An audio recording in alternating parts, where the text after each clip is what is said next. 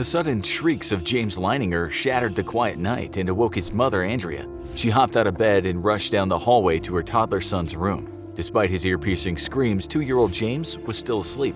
Andrea picked her son up and cuddled him. Gradually, he calmed down and fell into a normal sleep. Andrea chalked James's nightmare up to recent changes. Just 2 months before, the Leininger family had relocated to Lafayette, Louisiana from Dallas, Texas. The house they'd moved into was 70 years old and creaked at night.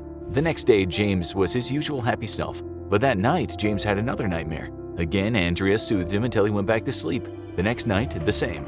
Soon, James was having nightmares on a regular basis, 4 to 5 times a week. Each nightmare was utterly terrifying for James, but also for his mother to witness. He would contort and thrash about, wailing, but at the same time, he was caught in a deep sleep. Andrea took James to a pediatrician who couldn't find anything wrong. 2 months passed. Due to James regularly having nightmares, Andrea was exhausted, on edge. She now slept in her son's room to be able to soothe him quickly before he could wake his father, Bruce. One night, James was in the throes of a nightmare and Andrea was trying to calm him when she suddenly realized that James wasn't randomly screaming. He was screaming words. What he was saying sent a shiver down Andrea's back. She ran to the master bedroom, shook Bruce awake, and made him come listen. Airplane crash, plane on fire, little man can't get out. James was screaming over and over. His frightened parents didn't know what to think. Andrea consulted her family. Her mom and sisters thought James's nightmares were a normal stage of childhood and Andrea should just wait them out. They suggested James saw a plane crash on the news and the story became part of his nightmare because he was so interested in planes. This would also explain why when playing, James would crash his toy planes into the table and break off their propellers. They advised Andrea to get him interested in other toys. James's aunt sent him some Thomas the Tank Engine toys. Andrea and Bruce hid a Blue Angels Flight Squadron videotape James was obsessed with watching, telling him that it broke. But still, the nightmares continued.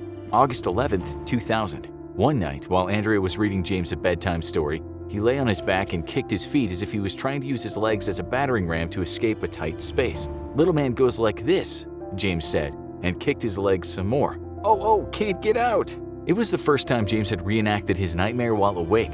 Andrea asked her son who the little man was. James answered, "Me." Struggling to not sound scared, Andrea told James that she was going to get Daddy so he could tell him too. When Andrea came back with Bruce, James kicked his legs and told him. Bruce had always downplayed the significance of what James was dreaming, but now he wasn't so sure. Bruce asked what happened to his plane. James told him it crashed while on fire. Bruce asked how the plane crashed. James said it was shot down. When Bruce asked who shot down the plane, James replied, "The Japanese," in an impatient tone, as if the answer was obvious and he was done humoring his father's questions. After their son had gone to bed, Andrea and Bruce talked about what James had said.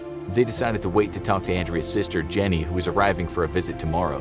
The next day, Bruce and Andrea told Jenny what had happened.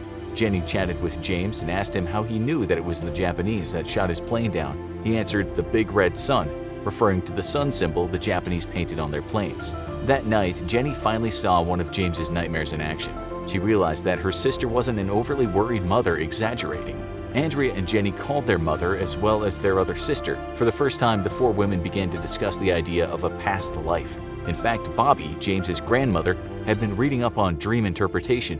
Though she had been raised Catholic, Bobby felt there was a possibility and she wanted to do more research. Bruce, a Christian who also took pride in being a rational thinker and problem solver, didn't believe in reincarnation. It simply conflicted far too much with his faith and worldview.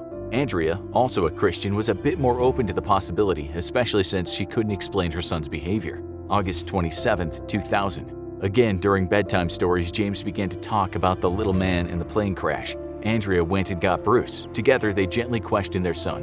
When asked what kind of plane crashed, without hesitation, James replied, "A Corsair." Bruce knew that was a type of World War II plane. Further questioning revealed that James's Corsair had taken off from a boat called a Natoma. After James went to sleep, Bruce did some online research, mainly for his peace of mind, to prove his son wrong. But a Google search led to a boat called Natoma Bay.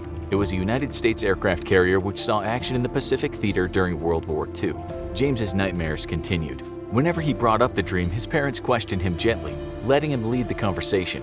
He was able to tell them of a friend who appeared in his dream, a pilot named Jack Larson. Bruce looked for Jack Larson online but couldn't find any info. Not only was he on a slow dial-up connection, but in the early 2000s, the internet resources weren't as extensive as they are now. Nearly every evening after he got home from work, Bruce would research late into the night, trying different angles and word combinations to try to verify the details James had provided. Just after Thanksgiving, Bruce bought a Christmas present for his father, a book about World War II. called The Battle for World War II Iwo Jima. Before wrapping it, he and James looked through the book. James pointed at an old photo of Iwo Jima and told his dad that the island was where his plane was shot down. Bruce checked and learned that the Natoma Bay had supported the U.S. Marine invasion of Iwo Jima in March of 1945. Eventually, Bruce came across a website for the Natoma Bay Association reunion. He blindly reached out and was able to connect with Leo Pyatt, a vet who had flown at Iwo Jima. Bruce felt uncomfortable explaining about his son, so he pretended he was an amateur historian writing a book. He asked Leo several questions, including whether the Natoma Bay had any corsairs. Leo's answer was no, which Bruce found to be a great relief. On the other hand, Leo was able to confirm that there had been a Jack Larson aboard the Nanimaru, as the ship was nicknamed. This and other details verified by Leo had Andrea believing that James had had a past life as a pilot aboard the ship. In December, Bruce and Andrea both read Children's Past Lives by Carol Bowman, a therapist who studies alleged cases of reincarnation. It had been suggested by Andrea's mother. Though Bruce didn't really believe the stories in the book, he didn't object when Andrea sent the author an email detailing some of her experiences with James. Carol promptly replied, giving Andrea some suggestions for managing James's nightmare. Among Carol's advice was to tell your child that happened before and that they're safe now and in their bed. Focus on open-ended questions and not ask leading questions that prompt their answers. Spring 2001.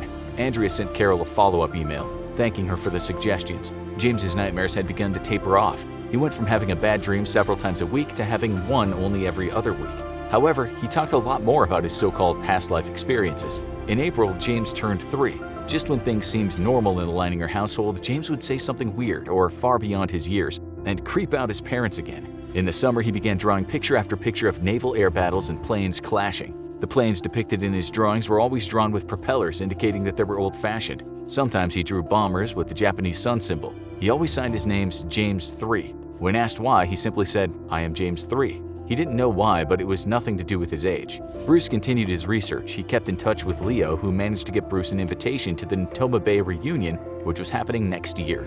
Spring 2002. Carol Bowman called the Leiningers. She was working with Shalini Sharma, a TV producer for 2020. Shalini was putting together an episode about unexplained mysteries with a section about children with past lives. Surprisingly, Bruce was all for doing the show. He thought the show might help unravel this mystery once and for all. Andrea was a little worried about her neighbors' reactions, and she didn't want to be shunned. Not long after James's 4th birthday, the production crew met up with the family during a trip to Galveston, Texas, and shot James roaming through the Lone Star Flight Museum. Several weeks later, TV personality Sherry Belafonte interviewed the family at their home. During the interview, something odd happened. Sherry attempted to ask Andrea and Bruce if they believed in reincarnation several times. The first time, the sound man reported the battery for the recorder had gone dead, so he put in a new one.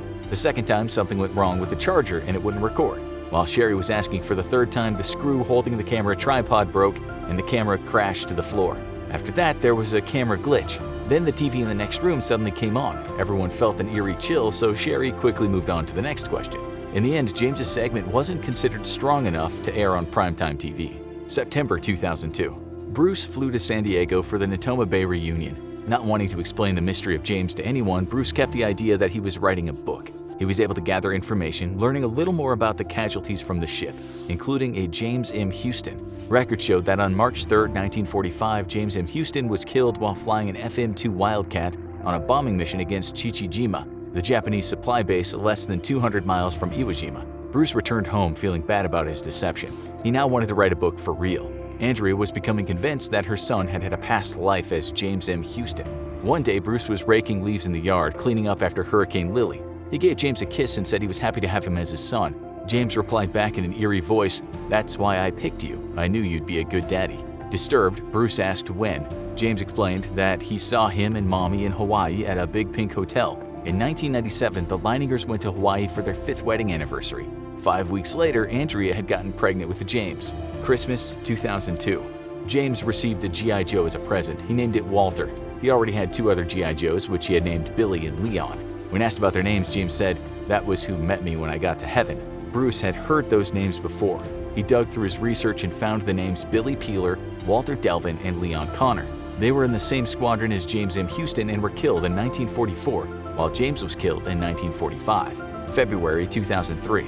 After a lot of research, Andrea was able to track down Ann Barron, James M. Houston's 84-year-old sister who lived in California. After the women bonded on the phone, Ann sent them some photos of James, including one of him posing in front of a Corsair. Also, she learned that James M. Houston was a junior. named for his father, which is why James always wrote James 3 on his drawings. By now, Bruce was beginning to entertain the possibility that his son was the reincarnated James M. Houston, but he still struggled with it in terms of his faith. He continued on with his research, wanting to know exactly how James's plane crashed. June 2003. A veteran named Jack Durham found an old forum post that Bruce had made on the Chichijima website and reached out. He was able to provide an eyewitness account of James M. Houston's death and confirmed that James piloted a Corsair. The 21-year-old Navy pilot was on a mission near Chichijima when Japanese artillery shot down his plane. The burning Corsair nosedived into the ocean, leaving James with no time to eject. This matched the details that young James had told his parents 2 years ago. That fall, Bruce attended another veterans reunion, this time for the VC-83 squadron of Sergeant Bay, another escort carrier that fought at Iwo Jima. Because of how the firefight happened, it was the pilots in a second wave from the Sergeant's Bay who actually witnessed James M. Houston's plane crash. During one of his stories, a veteran mentioned that the shell that hit James's plane sheared off the propeller. This detail explained why James always crashed and broke the propellers off his toy planes. Bruce ended up confessing to the vets about his son James having a past life. To his surprise, they accepted it, telling their own stories of premonition and supernatural occurrences during the war. For the first time, Bruce found himself at peace about his faith and believing that James had a past life. Several days later, Shalani, the young producer, called. The Leiningers brought her up to date on everything they discovered. She now worked for ABC Primetime and wanted to do a story about James. In addition to interviewing the Leiningers and talking to James, she wanted to interview veterans from the Natoma Bay and other people the Leiningers had talked to on their search. So Bruce ended up revealing the truth to the Natoma Bay vets and the other people he had talked to. Most people believed or at least took the story of James's past life in stride. Bruce and Andrea were especially nervous to confess to Anne Barron, but felt that she should hear the story from them instead of finding out from a TV crew. Anne listened to the long story in silence and then said she needed to think and they would hear from her shortly before hanging up. The next day, the Leiningers received an email from Anne's daughter thanking them for giving her mother part of her past back. Anne Barron believed. TV correspondent Chris Cuomo interviewed Bruce and Andrea. While James was taped, his parents requested that the TV crew let James lead the conversation and not to be formally interviewed. April 15, 2004. The program aired just after James had turned 6. Of course, there was some backlash and accusations that the Leiningers were loony. Despite the many requests for more interviews, the family declined most of them. Fall 2006. However, the Leiningers did accept a trip from a Japanese production company to participate in a 1-hour special for a program called Mystery Experience Unbelievable. Anne Barron was invited, but she declined and asked James to toss flowers into the water where her brother crashed on her behalf. The family flew to Tokyo and then boarded a ship for the 26-hour trip to the small island of Chichijima. Once they arrived, the Leiningers were given a tour of the island. The next day, they took a choppy ride on a small boat out to the area where James M. Houston's plane went down. 8-year-old James had been very quiet during the ride. Now he wouldn't look at his father or the camera. Andrea hugged her son and told him that while James M. Houston would always be an important part of his life, it was time to say goodbye to him. James threw himself into his mother's lap and wept deep, heart-wrenching sobs, crying for 15 minutes. Then he threw a bouquet of flowers into the water and said, "Goodbye, James M. Houston, I'll never forget you." After that, James stood tall and saluted. He cried again in his mother's arms as the boat returned to the island. Today, James is in his early 20s. He prefers to keep out of the spotlight and lives quietly near his family in Louisiana. Though as memories of his early years have dimmed, he continues to believe that he led a past life as James M. Houston. Interested in hearing about other kids who had past lives? Learn more here. Have any psychic predictions ever come true? Absolutely.